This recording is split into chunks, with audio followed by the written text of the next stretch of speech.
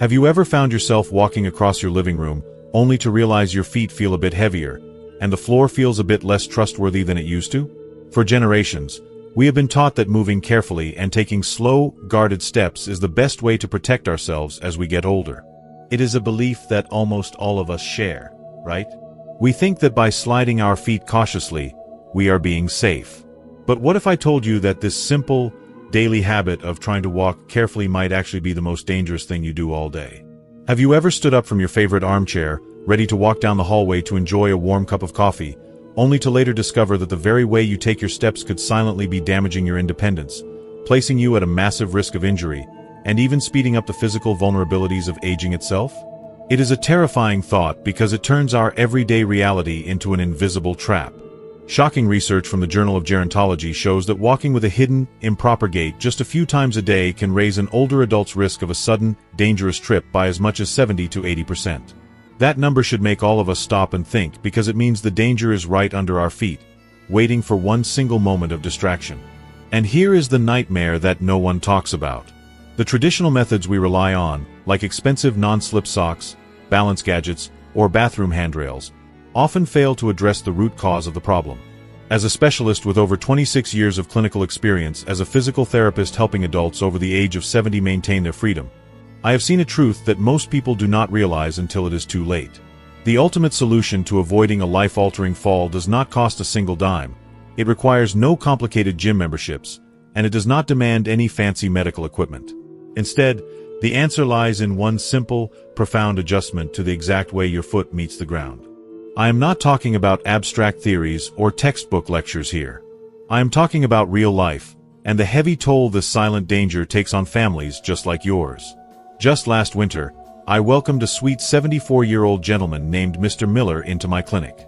He was a proud grandfather, a retired postal worker who loved working in his garden, but he came to me completely shaken. He had suffered a terrible fall right in his own home. He looked at me with so much confusion and embarrassment in his eyes, and he said, "I was just walking across the kitchen to get a glass of water. I was not doing anything unusual." And he was absolutely right. He was not doing anything unusual, but that was exactly the problem. The way Mr. Miller had been walking every single day had quietly, secretly become a hazard, and nobody had ever pulled him aside to warn him about it.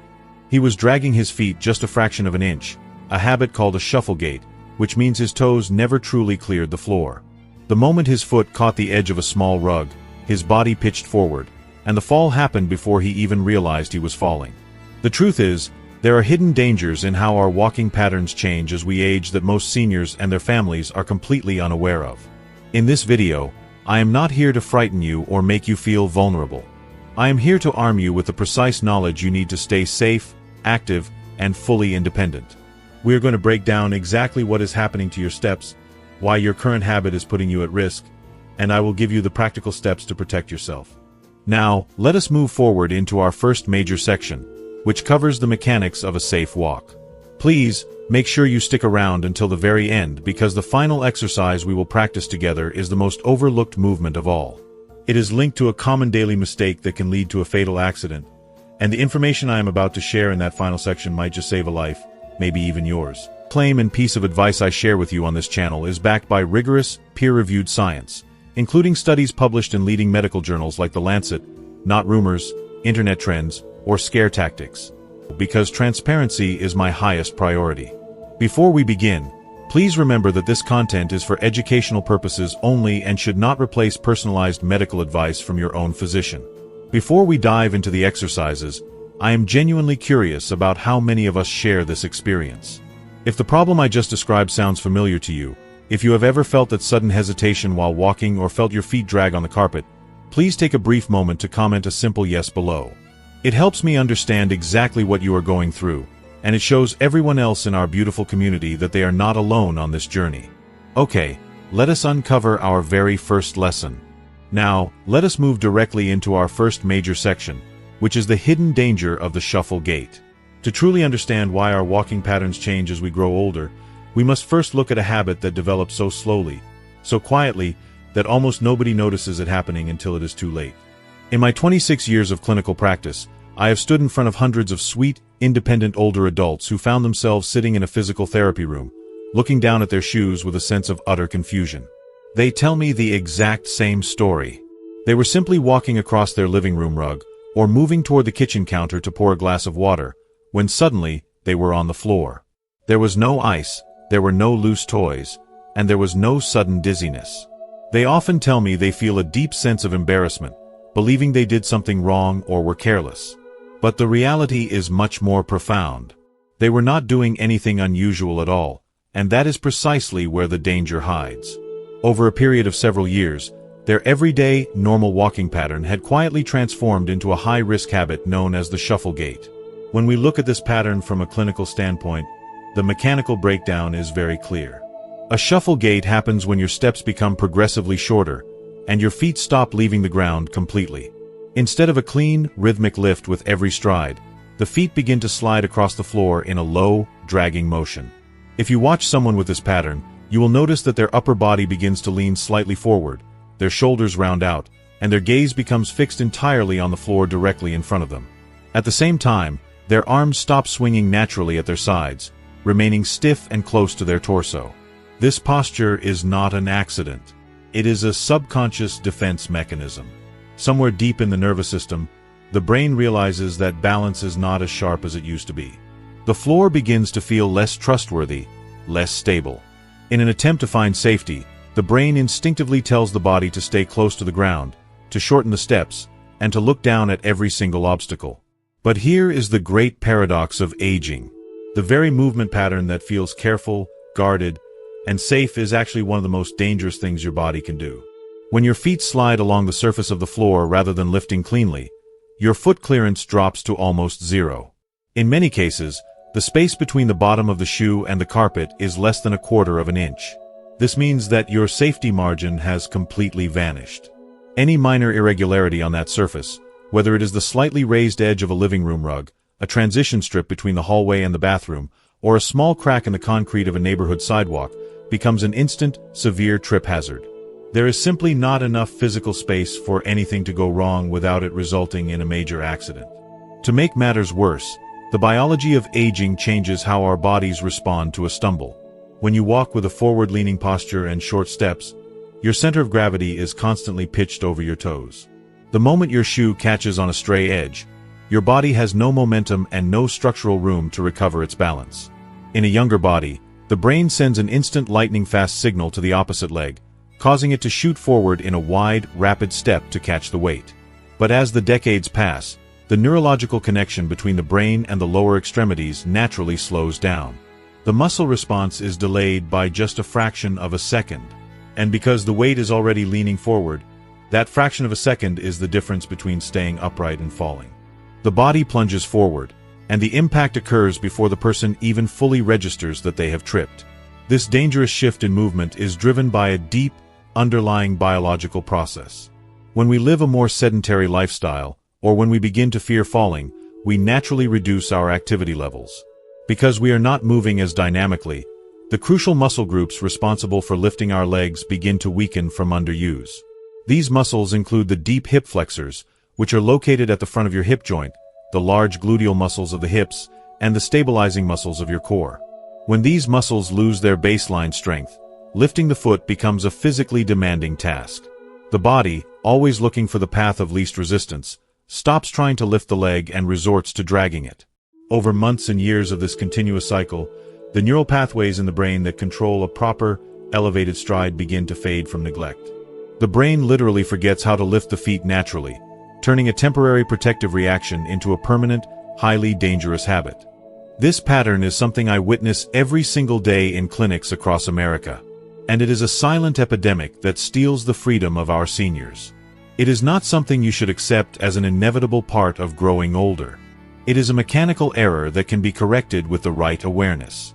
Before we move forward to discuss how we can reverse this dangerous habit right in the comfort of your own home, I truly want to know how many of us have noticed this shift in our own lives or the lives of those we care about. If you or a loved one has ever noticed a tendency to look down at the floor while walking, or if you have caught your toes dragging on a thick carpet, please take a brief moment right now to comment the word "aware" in the section below. It helps me see that you are engaging with this crucial safety information, and it reminds everyone else in our supportive community that we are all learning to navigate these challenges together. Now, let us move directly into our second major section, which is the core solution: retraining your heel strike and the 5 home exercises. To completely reverse the dangerous effects of a shuffle gait, we must focus on a fundamental mechanical concept called the heel strike. This single movement is the foundational building block of human walking. Biomechanically, our bodies were beautifully designed to move by putting the heel down first with every single step we take. When a young person walks with confidence, their stride is natural and unguarded. The heel makes clean, firm contact with the ground first. Then, the weight of the body smoothly rolls forward through the arch of the foot, moves across the ball, and finally pushes off through the tips of the toes to drive the next step forward. This continuous rolling motion acts as a natural shock absorber for your knees and hips, while providing an incredibly stable, wide base of support that keeps your center of gravity perfectly centered over your feet. But as the years accumulate, and as our physical confidence slowly erodes, this natural heel strike is often the very first thing to disappear. Instead of reaching forward with the heel, an older adult will begin landing with a flat foot, or in severe cases, touching the ground with their toes first. When you land with a flat foot, you lose all the natural momentum of your stride. The rolling motion stops, the body can no longer push off efficiently, and you are forced to rely on a shorter, lower, and vastly less stable pattern. This flat-footed contact means that your leg muscles do not have to engage in the way nature intended. With every passing month that you walk without a proper heel strike, the specific muscles that produce that lift grow weaker and weaker because they are simply never being asked to work. Correcting this pattern is beautifully simple, and it does not require a single piece of specialized equipment. From this very moment forward, I want you to make a conscious, intentional decision that every single step you take will begin with your heel. When you prepare to step forward, I want you to think about reaching your heel slightly out in front of you, just a few inches further than your usual comfortable distance, and ensure it makes clear contact with the floor first. Feel the firm pressure under your heel. Allow your body weight to roll smoothly through the entire length of your foot, and then actively use your toes to push the ground away behind you as you transition to the next step. Most importantly, you must lift your foot. Do not slide it across the floor. Pick it up cleanly, reach it forward with purpose, and land decisively on that heel. When you practice this simple adjustment correctly, an incredible chain reaction happens simultaneously throughout your entire body. First, your step length naturally and automatically increases, which immediately improves your stability and creates a more confident forward momentum. Second, because you are consciously lifting your foot to place the heel down, your toes clear the ground properly, entirely eliminating the risk of catching on surface irregularities like rugs or doorway thresholds. Third, your posture automatically undergoes a massive improvement. The act of reaching the heel forward pulls your upper body weight back and upright, lifting you out of that dangerous, forward-leaning shuffle position and aligning your spine safely over your hips. Finally, your deep hip flexors, your glutes, and your core muscles are suddenly forced to wake up and go to work again, beginning the immediate process of rebuilding the very strength that protects you from falls. Clinical research in the field of geriatric rehabilitation consists and gentle movement, like a 5-minute walk inside your home, helps deliver nutrients to your joints. You are actively participating in physical therapy with every single step you take around your home. When you understand the profound power of this simple adjustment, please take a moment to type the word heel in the comments below, showing your commitment to practicing this safe movement pattern today. Now, let us transition into the practical, step-by-step guidance by looking at the specific routines you can practice at home. Exercise number 1 is the conscious heel strike walk. The reason this exercise matters so deeply is that before you can change your daily walking habits, you must practice the mechanical movement itself slowly, deliberately, and with full mental awareness. Most individuals who have been shuffling for months or years have completely lost the motor pattern of a proper heel strike. The neural pathway in the brain that automatically produces this movement has faded away from a long period of disuse. This exercise rebuilds that mental connection by forcing your brain and your leg muscles to practice the movement perfectly, repetition by repetition, until it starts to become an automatic reflex once again. To perform this exercise safely, find a clear, open hallway or a long space along a wall in your home. Stand at one end of the space, keeping one hand lightly touching the wall for balance and safety if you need it. Begin walking forward, but during this walk, I want you to think about absolutely nothing except your heels. With every single step, consciously reach your heel slightly forward and let it land first on the floor. Feel the distinct contact of the heel against the ground. Feel your body weight roll through the center of your foot. And feel your toes push off at the very end of the step. Take 10 slow steps forward in this manner. Then, turn around very carefully by taking several small, marching steps rather than twisting your body. And walk 10 steps back to your starting position. That is considered one full set. You should complete 3 full sets of this exercise, resting for 30 seconds between each set to catch your breath and reset your focus. What you must focus on during this movement is slowing down significantly. Speed is the absolute enemy of relearning a motor skill. The slower you walk during this exercise, the more conscious control you have over every single muscle, and the stronger the electrical signal you are sending from your brain down to your legs. Think of this process as a complete retraining of your nervous system, not just a casual stroll. As a progress tip, once you feel completely comfortable performing the heel strike on a flat, hard floor, try practicing it on a slightly different surface, moving from hardwood to a low-pile carpet, for example. This slight variation forces your nervous system to adapt and generalize the safe pattern, which is exactly what you need for real-world safety when navigating different rooms in your home. Exercise number 2 is the high knee march. One of the most direct and debilitating consequences of a long-term shuffle gait is that the hip flexors, which are the muscles responsible for lifting your thigh upward with every step, become progressively weaker over time. When these muscles are weak, your foot clearance drops significantly, and every rug or threshold becomes a potential trip hazard.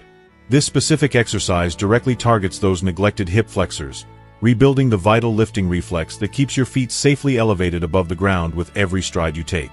To perform this exercise, stand directly behind a heavy, sturdy kitchen chair or at a kitchen countertop, resting both hands lightly on the surface for constant support. Begin marching in place by slowly lifting your right knee up toward your chest, raising it as high as you can comfortably manage without straining, and then lowering it back to the floor with total control. Next, lift your left knee in the exact same manner. That constitutes one full repetition. You should complete 15 repetitions on each side, which is a grand total of 30 lifts, maintaining a slow and very deliberate pace throughout the entire movement. The lift should feel focused, and if it feels far too easy, it means you are likely not lifting the knee high enough to challenge the muscle. What you must focus on is standing tall throughout the entire exercise. Do not lean your upper body backward as your knee rises, and do not round your shoulders forward. Keep your torso completely upright and steady. The lifting work should come entirely from the deep muscles of your hip, not from momentum or body sway. Furthermore, you must control the downward descent of your foot just as carefully as the upward lift. The lowering phase is incredibly important for building eccentric strength, which is the exact type of muscle control your leg needs to gently return your foot to the ground during a normal walk. As a progress tip, as this movement becomes easier over the weeks, you can practice performing the march while moving forward very slowly through your hallway, lifting each knee high before taking a step, and then placing your heel down first. Melding this strength exercise directly with your proper walking mechanics. Exercise number 3 is the stride length walk. A shuffle gait has a terrible tendency to shorten your stride dramatically, often reducing your step to less than half of what it was during your younger years. A short, choppy stride is inherently unstable. It reduces your forward momentum, disrupts your natural balance rhythm, and forces your center of gravity into an awkward, forward-pitched position that invites a fall. This exercise gently challenges you to extend your stride length back toward a safer, more stable range, rebuilding the confidence and muscle memory that a healthy walk requires. To set up this exercise, place 2 small pieces of painter's tape on the floor of your hallway, exactly 18 inches apart from one another. This 18-inch gap represents your target stride length. Stand at one end of the hallway, take a step forward, and aim to land your heel right at or just beyond the second piece of tape. Then, step forward with your opposite foot, covering the exact same distance. Walk the entire length of the hallway in this manner, aiming for 10 full, extended strides. Then turn around carefully and return to where you started. Complete 2 full lengths of the hallway, focusing your entire mind on step length and clean heel contact. What you must focus on is avoiding any sudden lunging or overreaching. The goal here is a comfortable, natural, and confident extension of your stride, not a dramatic or exaggerated leap that could compromise your balance. If 18 inches feels a bit too far out of reach when you first begin, simply move the tape markers closer together, starting at 12 inches. The exact distance matters far less than the consistent habit of reaching that heel forward with clear intention on every single step. As a progress tip over time, you can move the tape markers slightly further apart, perhaps half an inch at a time, to progressively challenge your leg span. And most seniors are wonderfully surprised by how quickly their stride naturally lengthens once they begin training it consciously. Exercise number 4 is the slow motion walk. Speed is the exact point where proper walking mechanics completely break down in our daily lives. When we walk quickly, or even at our normal everyday pace, our bodies rely entirely on old habits and momentum rather than conscious muscle control. For someone who is trying to rebuild a safe walking pattern, speed is your greatest enemy. The slow motion walk removes speed from the equation completely, forcing every single muscle involved in balance and locomotion to work independently and with absolute control. It is one of the most powerful neurological training tools available in physical therapy for relearning safe movement. To perform this, stand at one end of your hallway. Begin walking forward at the absolute slowest pace you can physically manage. So slow that each individual step takes a full 3 to 4 seconds to complete. Lift your foot cleanly off the ground. Pause briefly with your foot suspended in the air. Reach your heel forward with control. Lower it gently to the floor. Feel your weight shift over the foot. Push off firmly with your toes. And then begin the next step. Walk the full length of the hallway in this slow motion style. Turn around with care and return. Complete 2 full sets of this exercise. What you must focus on is embracing the strange and difficult feeling of this movement. Slow motion walking is genuinely challenging because it strips away all the mechanical shortcuts that our daily habits rely on. Every single wobble you feel in your ankle is your balance system actively being trained. And every small correction your foot makes is your nervous system rebuilding its responsiveness to the ground. Do not get discouraged by the shakiness. Embrace the difficulty because that is the exact moment your brain is rewriting its pathways. As a progress tip, once you feel incredibly steady and confident near the wall, try closing your eyes for just 2 or 3 slow motion steps. This dramatically increases the proprioceptive challenge, forcing your inner ear and joints to work overtime, which accelerates your neurological adaptation. Exercise number 5 is the obstacle step over. While the controlled environment of a clear hallway is a wonderful starting point, real life is full of unpredictable obstacles. Rugs, door thresholds, dropped items, electrical cords, or garden hoses out in the yard.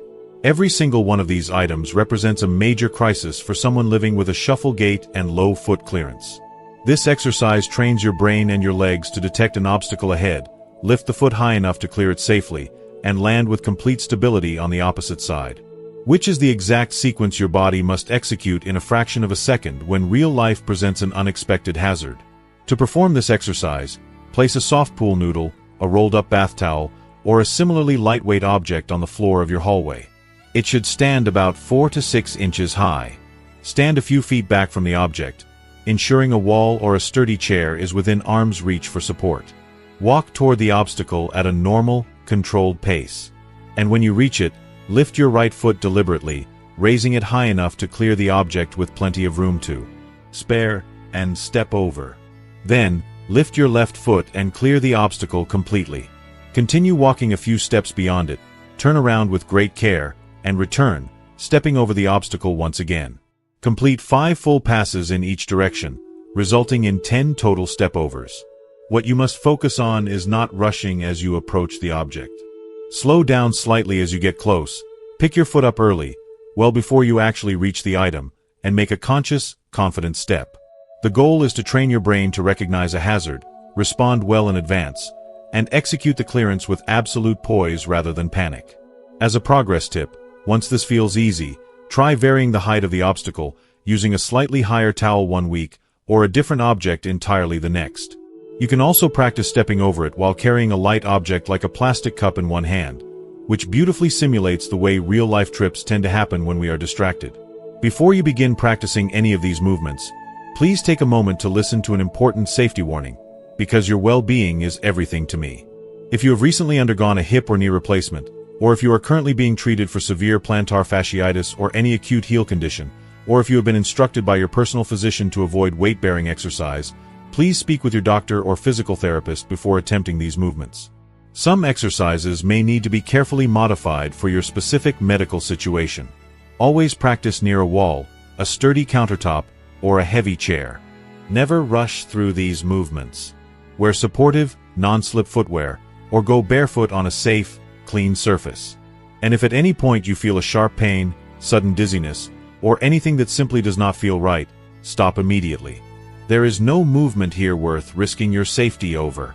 Progress at your own gentle pace, and trust your body to tell you when it is truly ready for more. Now, let us move directly into our final section, which is achieving total body harmony and long-term independence. When we look at the health of our legs and feet as we age, we must realize that our physical movements are deeply intertwined with our neurological and vascular systems. Many older adults come to me complaining of a very common, frustrating symptom. A persistent feeling of numbness, coldness, or a strange tingling sensation in their toes and the soles of their feet, especially when they sit for long periods or when they are resting in bed at night.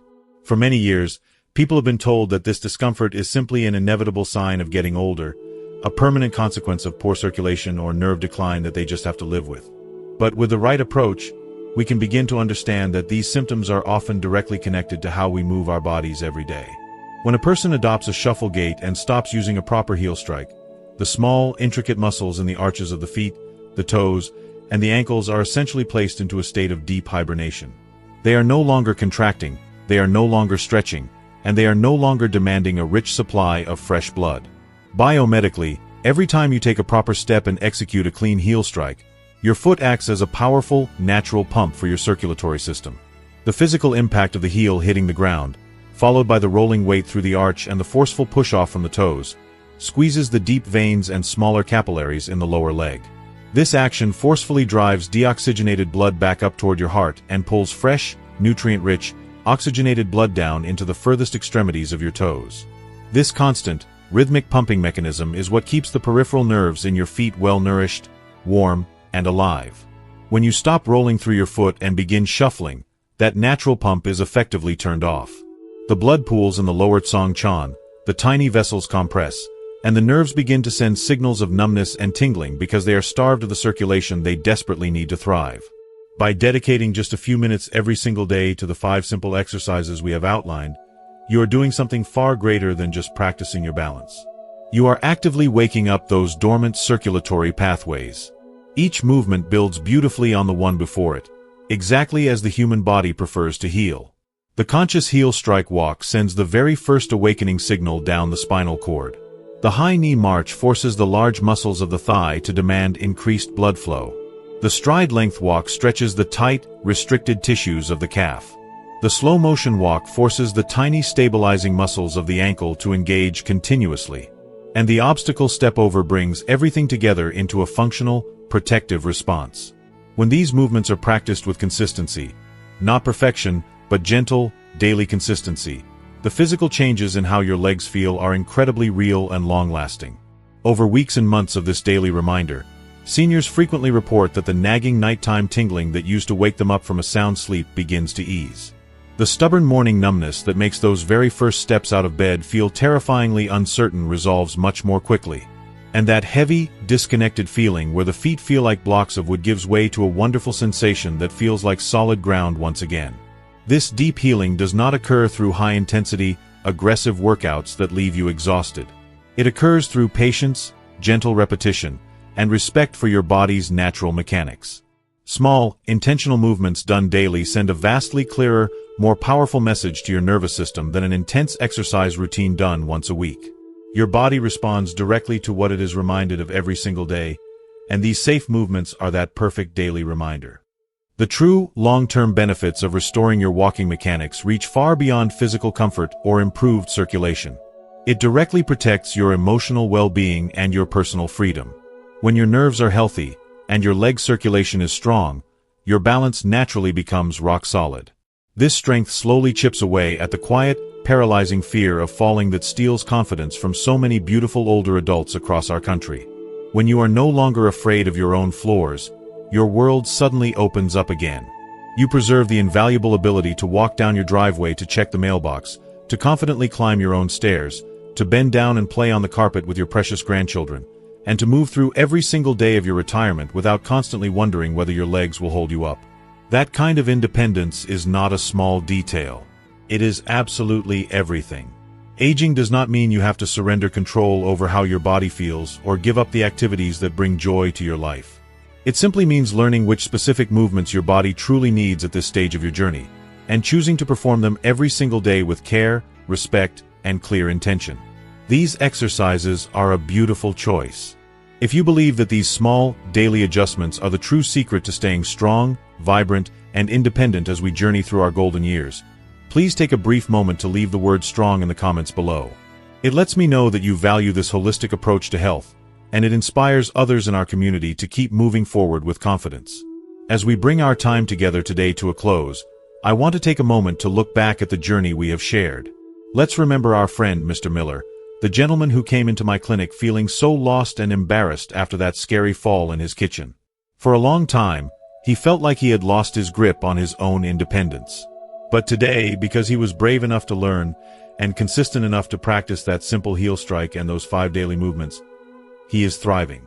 He is once again walking out to his mailbox with a steady gait, navigating the stairs in his home with confidence, and most importantly, he is living his life with the self-assurance that he is not a burden to anyone.